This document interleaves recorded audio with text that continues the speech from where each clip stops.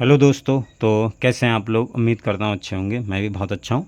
तो हमने देखो 4B के जो 4B हमारी चल रही थी, इसके हमने सवाल नंबर 3 तक कंप्लीट कर लिए थे। ठीक है, पिछली क्लास में मैंने ये बताया था, बहुत डिटेल से बताया था।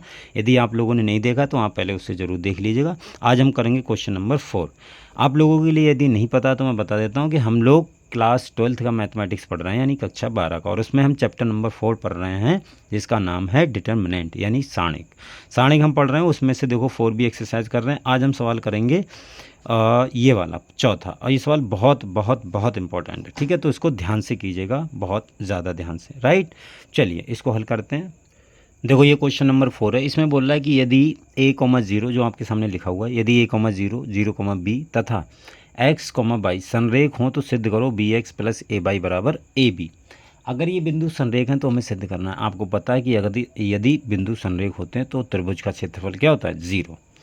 अब देखो, चूंकि बिंदु संरेख हैं, आप लिख दोगे चूंकि बिंदु संरेख हैं, ये लाइन आप लिख देना। इसलिए त्रिभुज का क्षेत्रफल बराबर 0।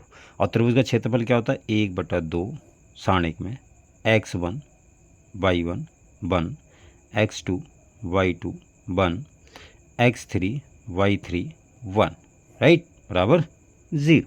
ठीक है, चलिए बस अब इसके मान रख दो x1 y1 के।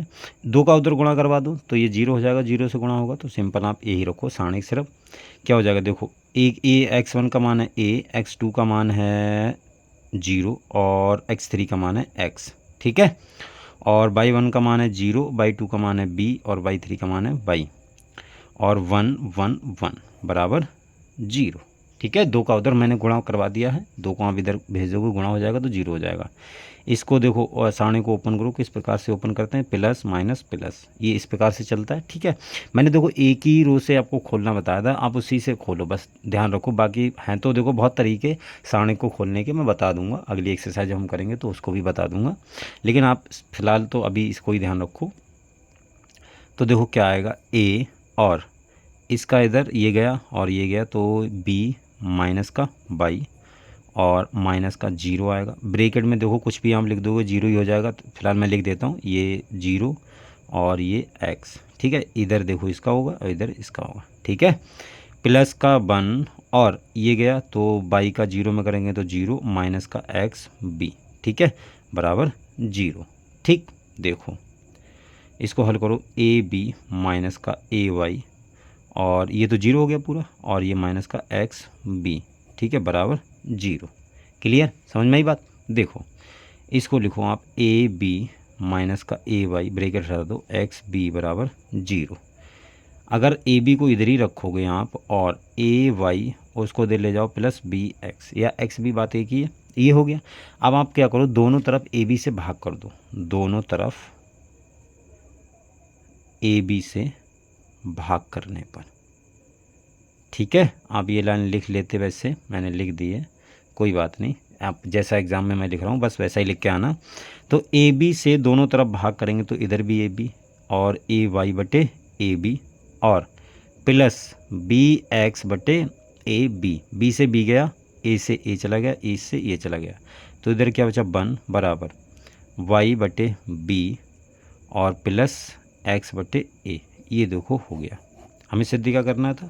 सिद्ध हमें करना था ये बी एक्स प्लस ए वाई बराबर ए बी। अरे यही सिद्ध करना था ना, यही वाली चीज़ सिद्ध करनी थी, मैंने ए बी से भाग दे दिया। कोई बात नहीं, कभी कभी ऐसा आ सकता है सिद्ध करने के लिए, ऐसा भी आता है, इसलिए मुझे ध्यान है कि ए बी से भाग दिया जाता है। तो एक्स बटे ए प्लस वाई बटे बी बराबर 1, इस प्रकार का भी आता है सिद्ध करने के लिए।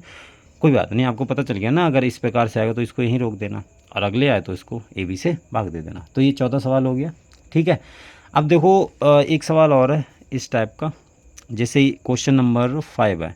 इसमें बोल रहा है कि हमें ए का मान बताओ, यदि ए का मान बताओ। आप देख लेना, मैंने वहाँ पर आपको दिखा दिया, स्क्रीनशॉट लेके इसको सवाल को लिख लेना पूरा। इसमें बोला है कि बिंदु 8,8 3,-2 और a,2 ये तुम्हारे यदि संरेख हैं, ठीक है।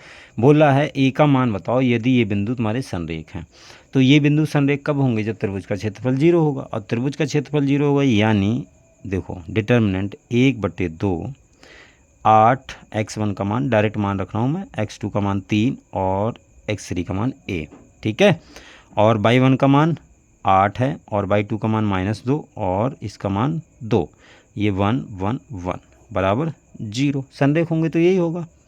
2 का इधर गुणा करवा दो तो ये 0 हो जाएगा, सिंपल यही बचेगा। इसको आप ओपन कर लो, ये हो गया 8 और ये गया, ये इससे इसका गुणा करेंगे तो -2 और ये -2, इसका इधर गुणा होगा और -8 और देखो ये गया तो 3 एकम 3 -a, इसका इधर गुणा हो जाएगा और प्लस का 1 तो ये इधर 3 दूनी 6 प्लस का 2a, ठीक है। इधर इसका गुणा करेंगे इधर तो ये माइनस का पहले से है और एक माइनस और लगता है तो ये प्लस बराबर 0, ठीक है।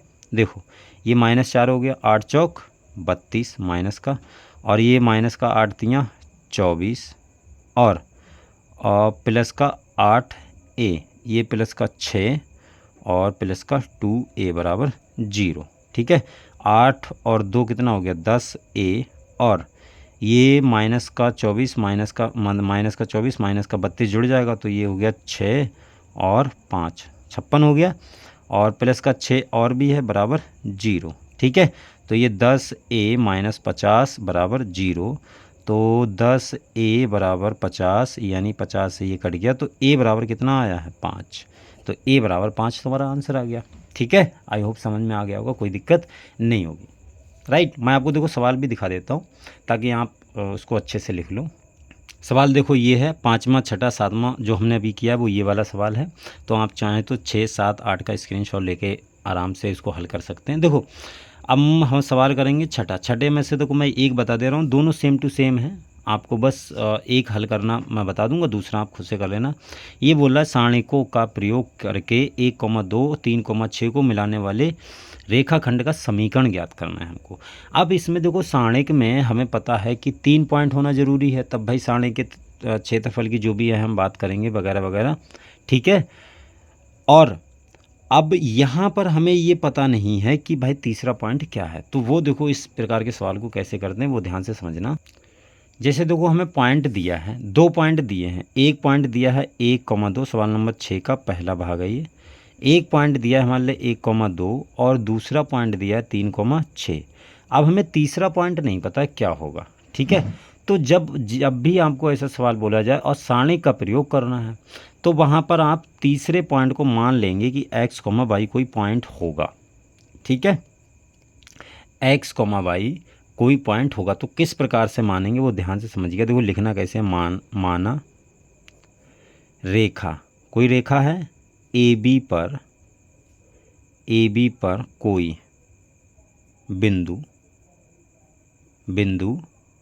P x, y हो, तब त्रिभुज ABC का क्षेत्रफल बराबर 0।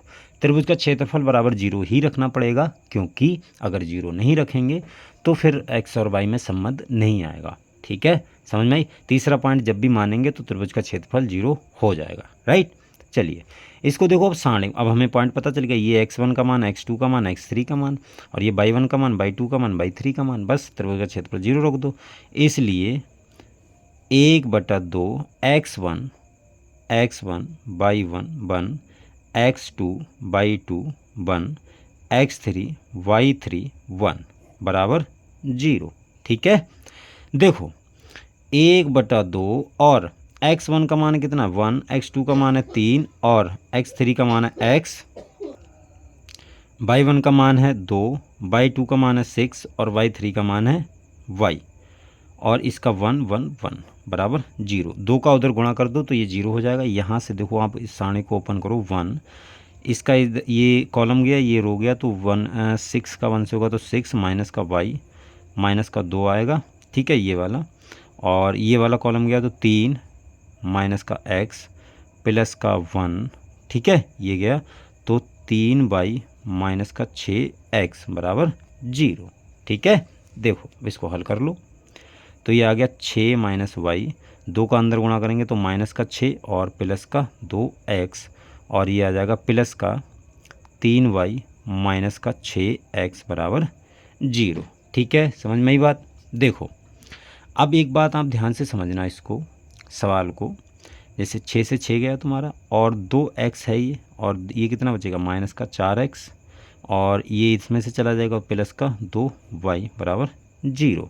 ठीक, तो यहाँ 2 से भाग कर दो तो माइनस का 2x और प्लस का y बराबर 0। इसको और हल करना चाहो तो y बराबर 2x लिख सकते हो। तो ये तुम्हारा x और y में संबंध आ गया। क्लियर, समझ में आई बात? आई होप समझ में आ गई होगी बात।